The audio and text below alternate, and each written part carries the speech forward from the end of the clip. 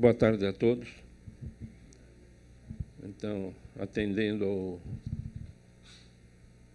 que foi informado pelo organizador, eu vou falar em português,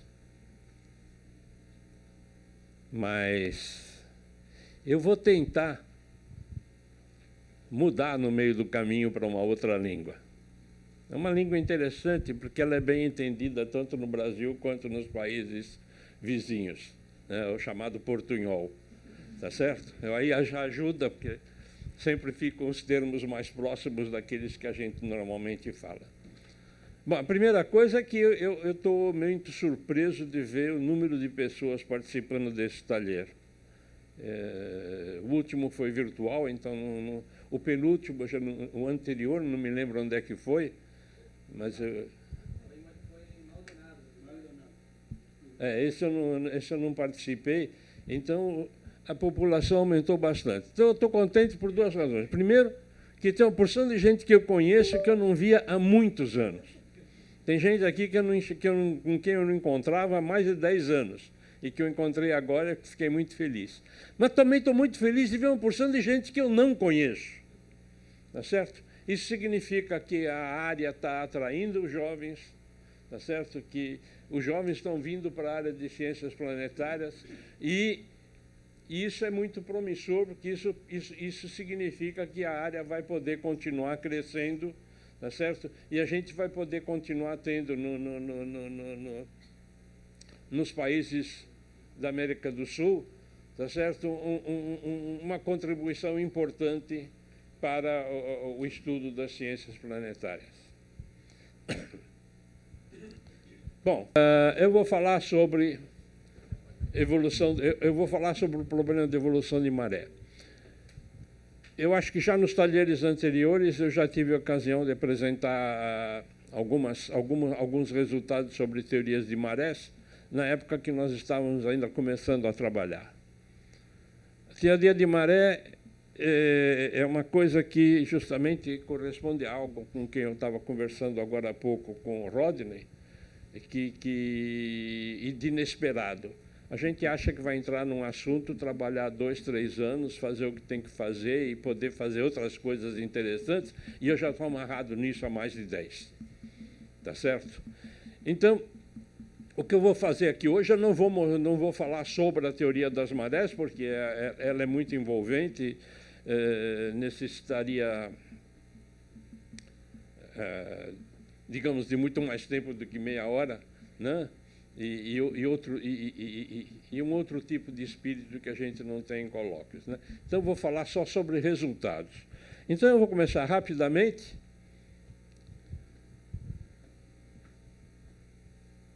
Bom, eu começo por uma figura básica. Maré é isso, né? Você tem um corpo extenso, ele está sendo atraído por um outro corpo, a parte que está mais próxima é atraída com mais força, a parte que está distante é atraída com menos força e o corpo se deforma.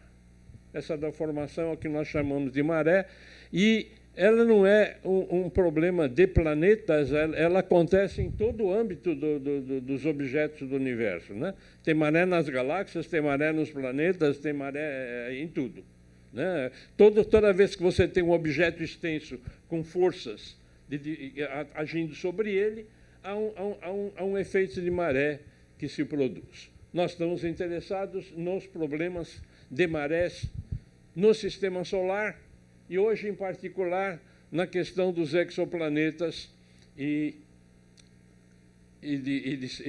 das estrelas ao redor da qual eles circulam. Tá bom, agora aqui.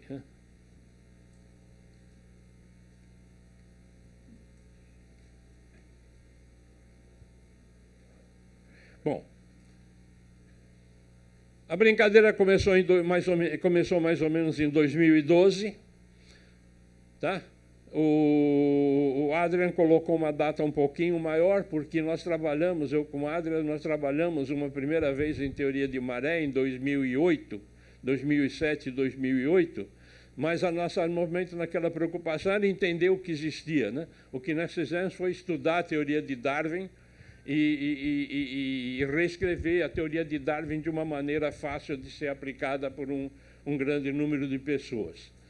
Mas uma nova teoria ficou germinando desde então, só veio aparecer em 2012, 2013, e que é a teoria da maré creep-tide. Creep é andar devagar, é se arrastar, tá certo? Da maré. Mas o nome vem do fato de que um dos fenômenos que o Newton estudou nos fluidos, e ele chamou de creep, foi exatamente como um fluido se comporta no campo de forças, o fluido se deformando lentamente.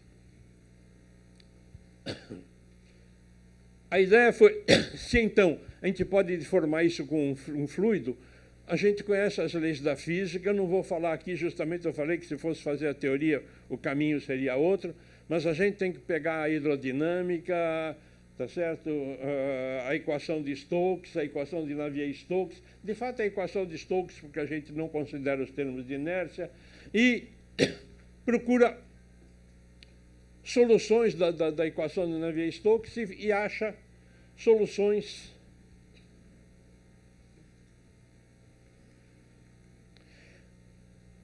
relativamente simples, que dizem o seguinte: o corpo vai se distender, a velocidade de distensão do fluido numa certa direção é igual à diferença, é igual à distância que ele se encontra do equilíbrio. Se vocês pegarem um pote de mel e inclinarem, né, lentamente o fluido vai se movendo procurando a posição de equilíbrio. A mesma coisa aqui, só que num planeta como um todo. Não vamos entrar em detalhes.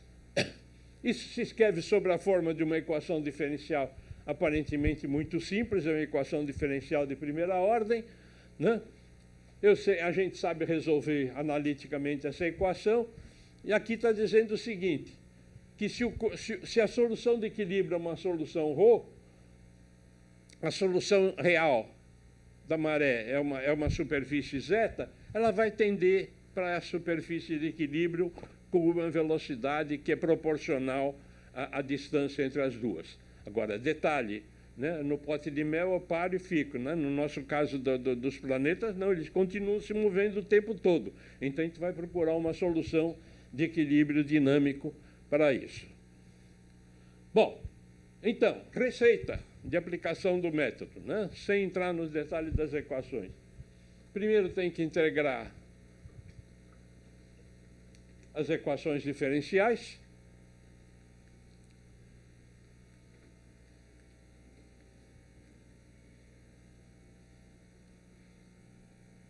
Isso feito, né? Se eu integro a equação diferencial, eu vou saber qual é a forma do corpo. Tá certo? A forma de equilíbrio do corpo. Né? Se eu sei a forma de equilíbrio do corpo, eu sei calcular como é que as forças que esse corpo age sobre os corpos externos vai ser. Então, eu tenho que calcular essa força. Tendo a força, calculo o momento. Né? E, por fim, como eu quero saber o que acontece durante um tempo muito longo, eu integro as equações variacionais, seja de Gauss, seja de Lagrange, e as equações de rotação do corpo para saber como é que ele vai evoluir. Aqui está um exemplo. Esse exemplo aqui é um exemplo da rotação de um corpo. O que acontece com a rotação de um corpo por efeito de maré? Né? Então, eu tenho dois corpos aqui, né? Um está atraindo o outro, então eu vou considerar um deles como que está sendo atraído e o outro como que está atraindo. Eu posso inverter as posições, não tem importância. Então, eu olho o corpo que está sendo atraído, faço tudo aquilo que eu falei para vocês e vou obter o resultado. Eu vou mostrar só o resultado nessa palestra. Né? Aqui eu tenho a variação da velocidade angular de rotação do corpo, né? Eu tenho em relação ao outro. Então, se eu tenho, por exemplo, a Terra e a Lua, a Terra está se movendo com uma certa velocidade, né? Então, em relação à Lua que está parada aqui, né? Eu deixo um deles parado. Então, eu tenho aqui a velocidade, a variação da velocidade, e aqui o valor absoluto da velocidade. O que eu vejo aqui, nesse primeiro quadro? Isso aqui é a solução. Essa linha vermelha é a solução. ela passa pelo zero. Como é que eu leio essa figura? Eu leio essa figura da seguinte maneira. Se eu estou do lado esquerdo, a velocidade é negativa. Se esse gráfico é de velocidades, a variação da velocidade é a aceleração, tá certo? A aceleração é positiva. Então, o que acontece? O corpo vai tender para o equilíbrio. Se ele passa do equilíbrio, fica com uma velocidade positiva, a aceleração fica negativa, ele vai andar para trás, até que chega no equilíbrio que está aqui. Nesta posição, o que eu tenho? Um corpo está parado em relação ao outro. É o caso da Lua. Tá certo? Vocês olham para a Lua, o que vocês veem? São Jorge. Não interessa em que lugar da Terra você está, não importa que dia é do mês, você olhou para a Lua, o que você vê? São Jorge. É sempre ele que está ali. Tá certo? Você não vê o lado de trás da Lua. Por quê? Porque a Lua está tendo um movimento síncrono em relação à Terra. Tá certo? Então, essa figurinha aqui daqui, né? Se ela andasse um pouquinho mais devagar, a maré faria ela com que andasse um pouco mais depressa para chegar no equilíbrio. Se ela andasse um pouco mais depressa, a maré faria com que ela andasse um pouco mais devagar para voltar ao equilíbrio, né? Então, ela vai ficar sempre nesse ponto.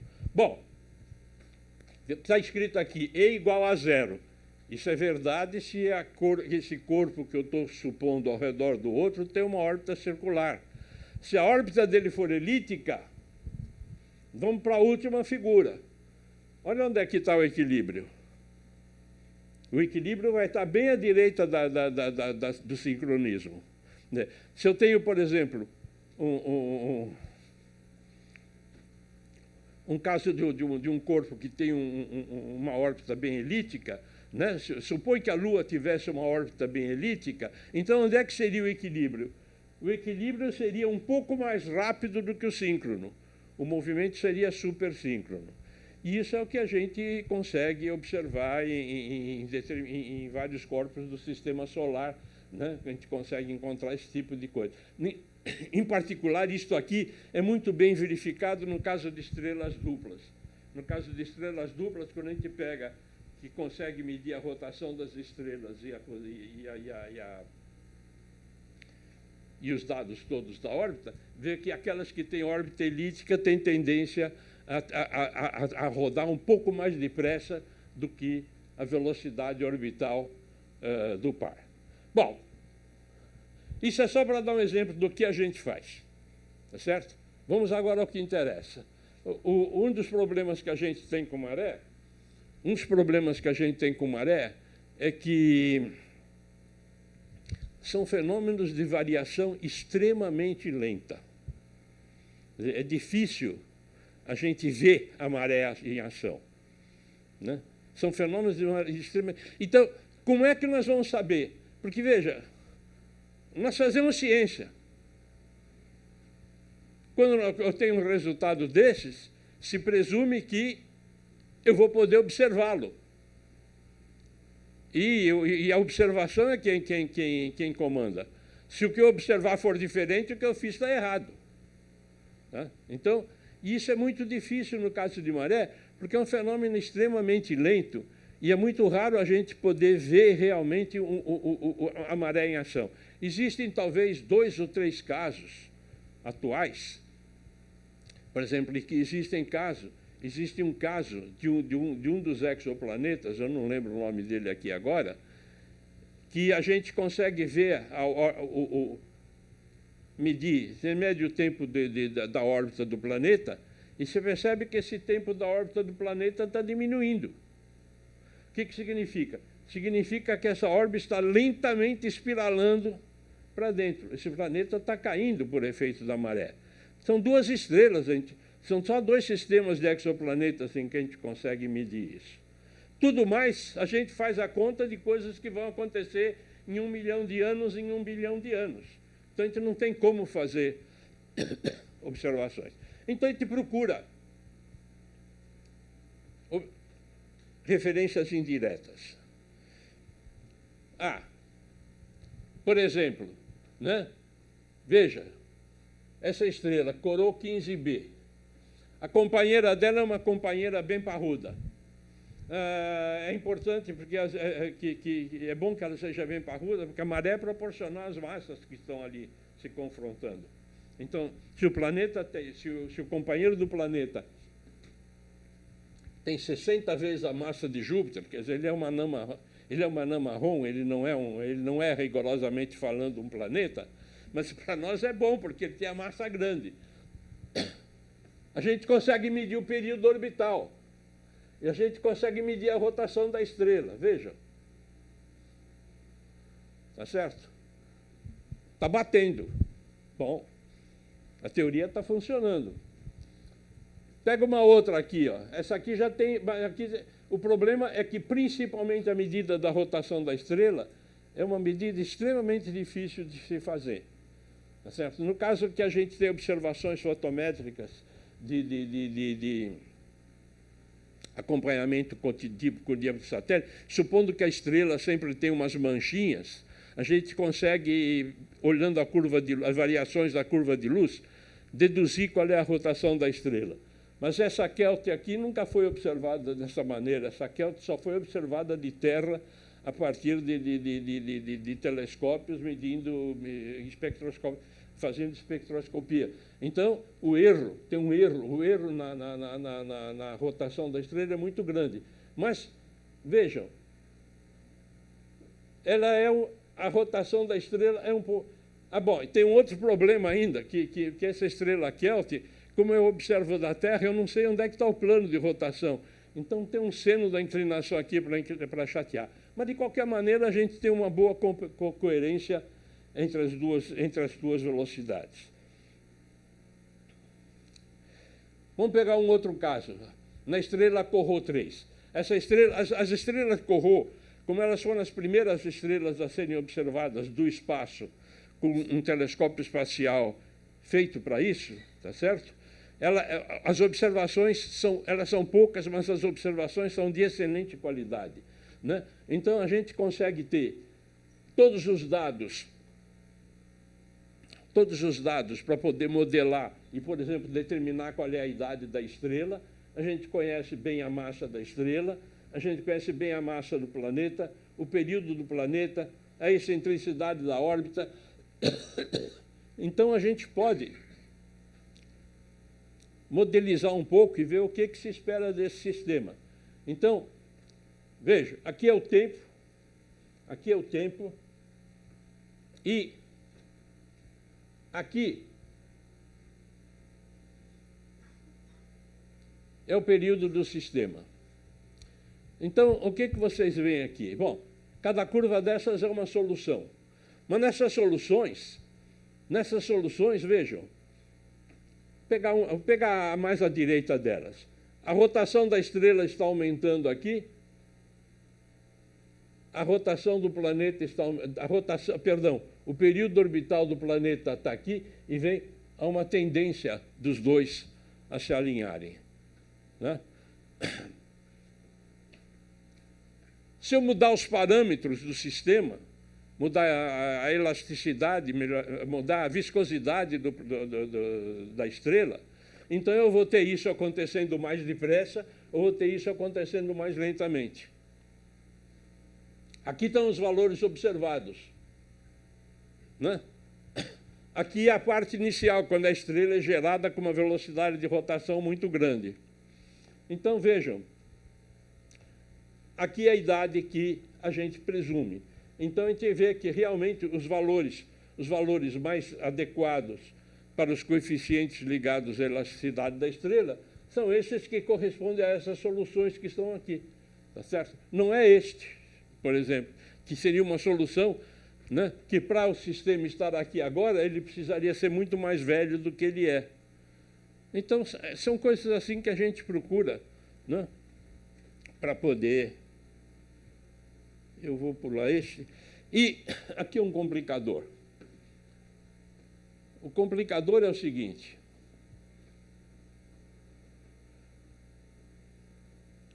As estrelas, elas estão perdendo o momento angular sistematicamente. Tem uma coisinha que eu não contei, né? A gente nunca conta tudo, tá certo? Mas estava enquadrado aqui, olha. Isso é uma estrela F7, Isso é uma estrela F5, que se comportam assim como no caso da Lua, né?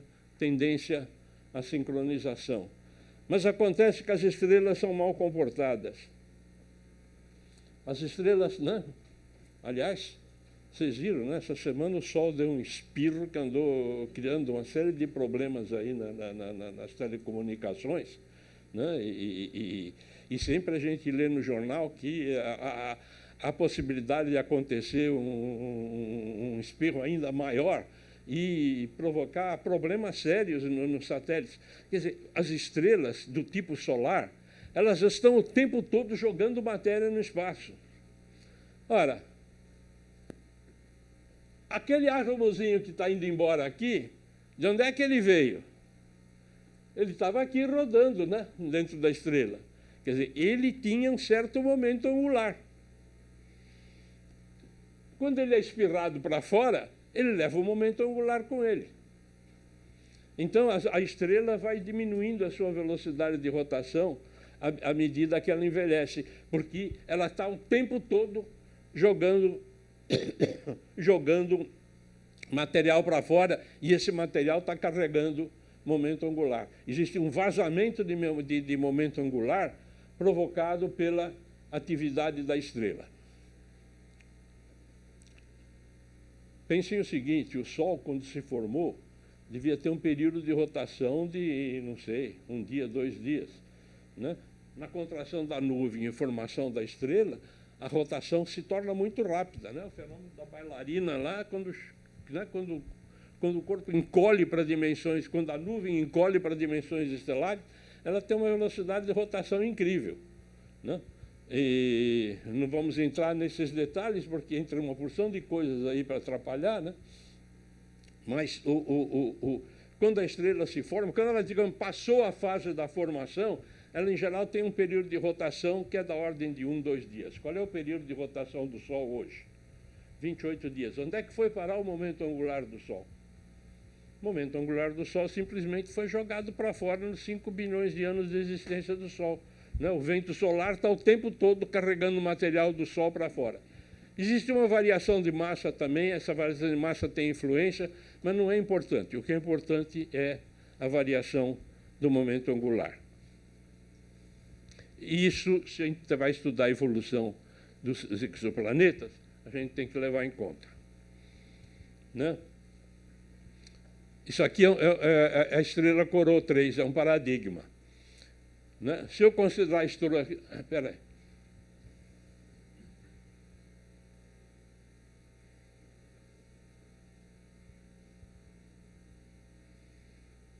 Né? Então, veja, a estrela Coroa 3, né? Não. Se eu pegar a estrela Coroa 3 e fizer o estudo de evolução dela de maré, ela só está interagindo com o planeta e a estrela estão interagindo de modo a trocarem o momento angular. Se eu só considerar os dois, o que acontece com o período orbital o período de rotação da estrela? O período de rotação da estrela vai fazer isto. Ele vai até um certo ponto, sempre diminuindo, porque a estrela está perdendo matéria. Depois ele começa, já rodando bem devagar, a interagir mais a interação com o planeta acaba se tornando proporcionalmente mais importante. E aí o período começa a diminuir, tá certo? Desse jeito. Quando a gente faz a medida atual, o período orbital da estrela está aqui, mas o que a gente mede no período fotométrico que corresponde à rotação da estrela está aqui em cima. E como é que a gente explica isso? Exatamente pela junção dos dois fenômenos. Se não tivesse maré, a estrela ia embora.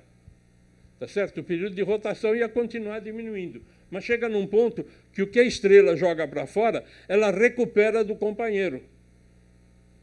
O efeito de maré da companheira com a estrela é de transferir momento angular do planeta para a estrela. Então, ela está perdendo de um jeito, mas está ganhando do outro, né? Então, há uma certa compensação e ela se equilibra. O valor se equilibra num valor bem diferente do período orbital. Se não tivesse esse problema, as duas coisas deveriam ter chegado juntas. 3 minutos. Ok, obrigado. Bom,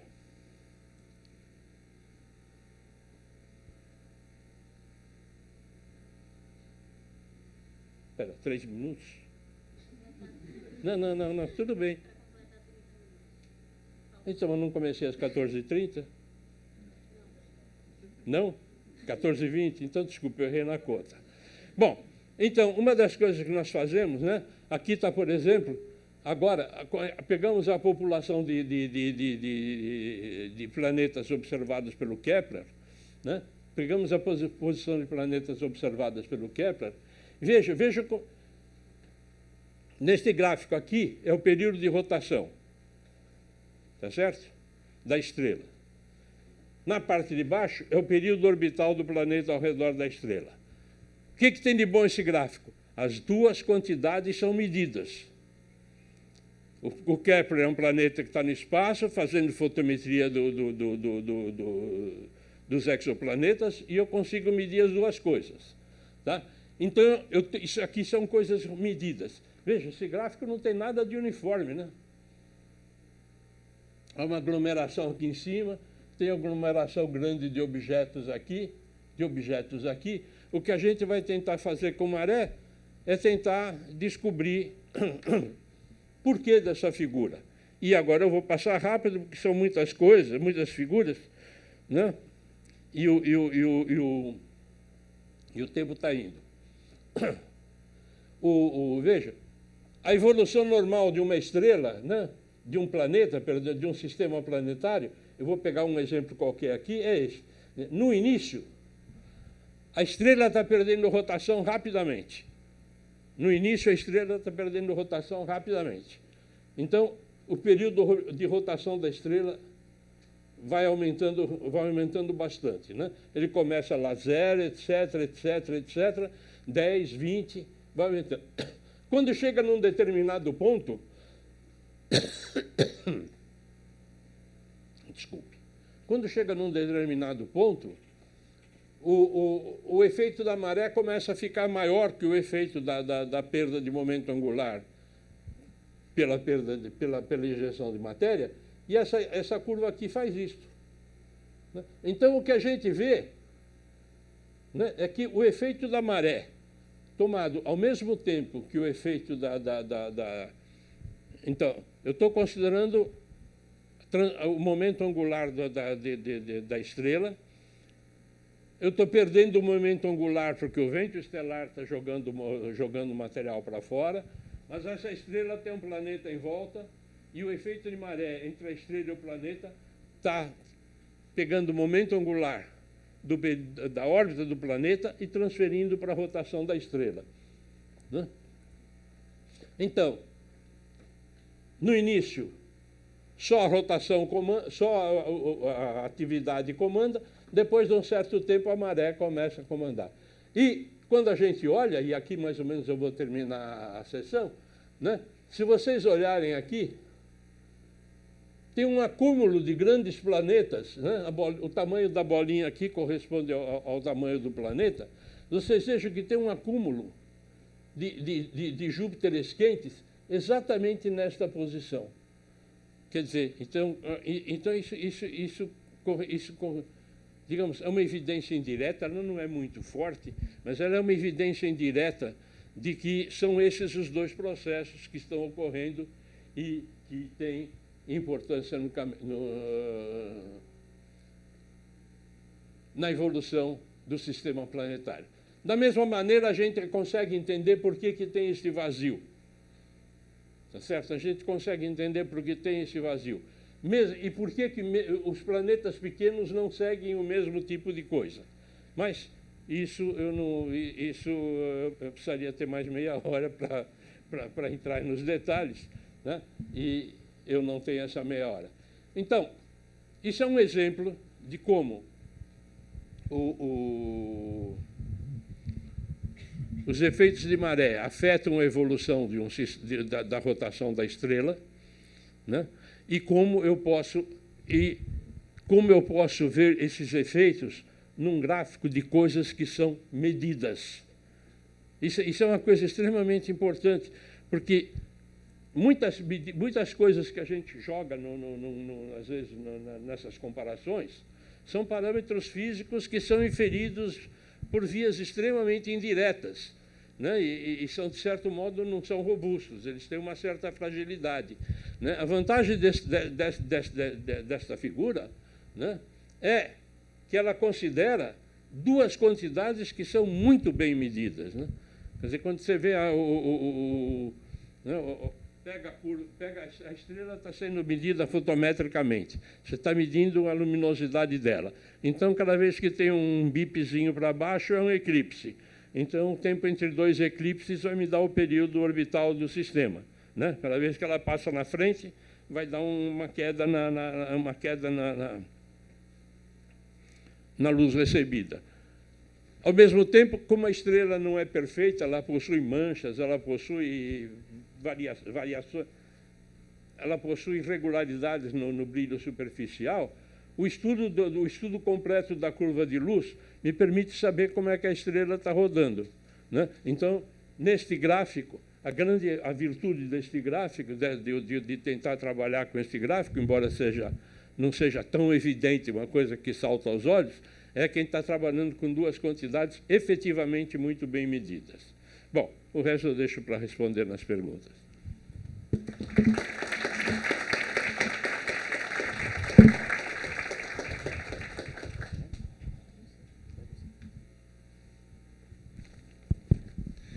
Obrigada, Silvio, pela apresentação. Pergunta? Silvio, muito obrigado pelo talk. Eu vou tentar juntar duas perguntas em uma, que esse acúmulo de Hot Júpiter, de planetas maiores nessa região, você poderia interpretar porque essa é uma etapa lenta do processo todo de evolução de momento angular dos dois corpos, e como é uma etapa lenta, os corpos tendem a ficar mais perto aí estatisticamente, primeira. E a segunda, só ocorre para os planetas grandes, porque eles são os únicos que são efetivos em devolver momento angular para a estrela. Os pequenos não são. Exatamente. Exatamente, né? Tanto que o nome que foi dado para isso, né, uma estrutura do tipo moraine é na glaciação, né, quando a geleira leva todas as pedras, né, quando a geleira perde a força, no lugar onde ela para, forma uma parede de pedras grandes. Exatamente por essa razão. Eles aqui estão andando mais rápido, eles aqui vão andar muito mais... A evolução aqui vai se tornar extremamente lenta. Então, veja...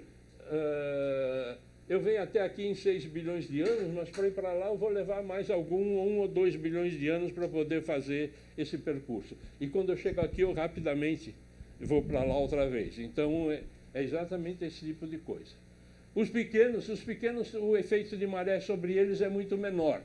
Então, eles continuam, tá certo? Eles iriam fazer isso lá em cima, mas aí lá em cima a gente já passa a idade da galáxia, não tem mais condição de fazer nada.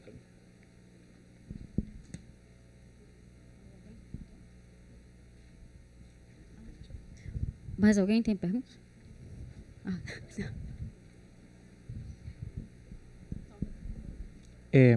Voy a hablar en español. Si no se entiende, me avisa. Más fuerte. Ahí está. Voy a hablar en español. Así que eso. Dentro de esta, por lo que entendí, es como una teoría de la evolución como de exoplanetas alrededor de sistemas estelares, ¿verdad? Entonces quería preguntar, ¿en qué rango de tamaño, por ejemplo, de planeta esto es válido? ¿En qué rango de tamaño, por ejemplo, radios terrestres o radios de Júpiter, es válido esto?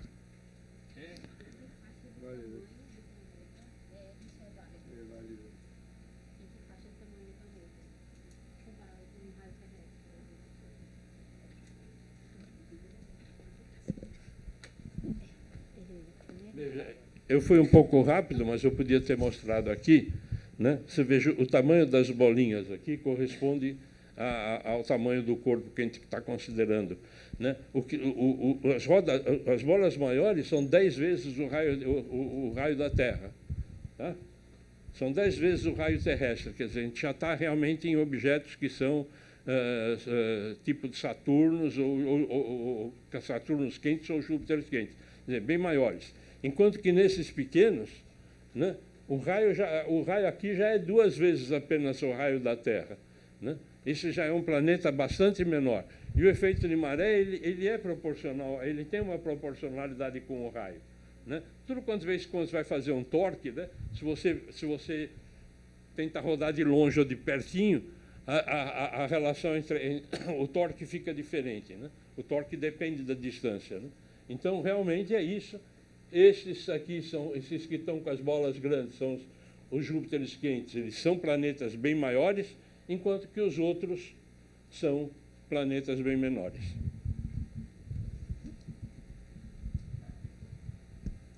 Sim.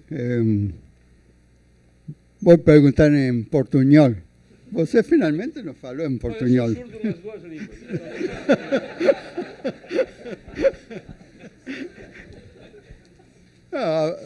A pergunta tem que ver com o tipo de estrela central que você considera en los cálculos, si esas son estrellas, porque estrellas tienen muchas masas diferentes, muchas vidas diferentes. Ahí tem escala de tiempo de bilhões de anos. Y sí, tem estrelas cujas vidas na sequência principal são muito menores do que isso. Está considerando você estrelas de baixa massa? Não. De um modo geral,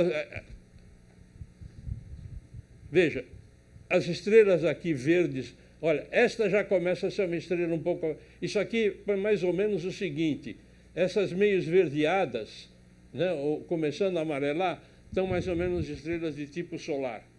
Né? Tá certo? Essas já são mais ou menos estrelas de tipo solar. Né? Tem essa aqui, por exemplo,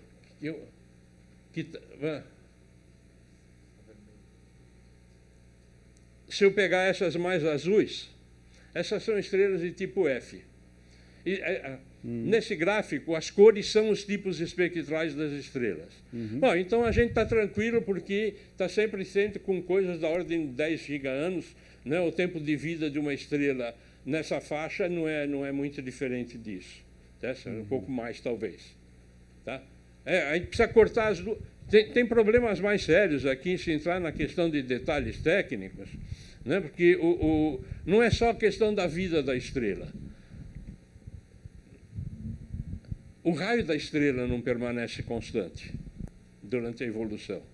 Mas o que é interessante é que, bom, para começar, o que é o raio da estrela? Já começa por um problema sério. Isso é definido por uma exponencial. Onde é que eu vou cortar? Né? Isso é definido por uma exponencial. O que acontece é que não tem...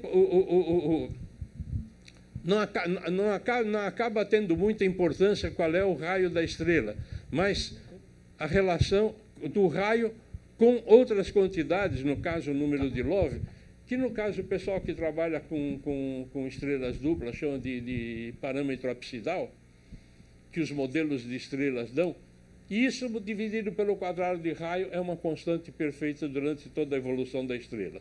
Então a gente só tem que tomar cuidado em manter... mas a gente não pode pegar nem o começo da vida da estrela, quando ela está se formando, porque o momento angular está variando muito rapidamente, nem o final da vida também, porque ela já começa a inflar, tá certo? Ela já começa a inflar. Eu não me lembro agora qual é uma dessas aqui, que era exatamente a estrela, eu acho que é esta, não sei, que já era uma estrela... Embora ela esteja azulzinha, ela era uma estrela de uma população diferente e ela já tem ela não é uma estrela de sequência principal, ela é uma estrela de classe 4, então a gente já supõe que ela teve um inchaço, tá certo? Então, o modelo deixou de se aplicar a estrelas desse tipo. Né? Tem que acotar.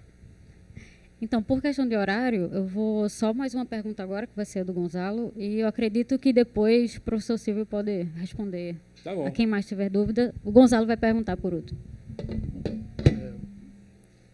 Silvio, una última pregunta.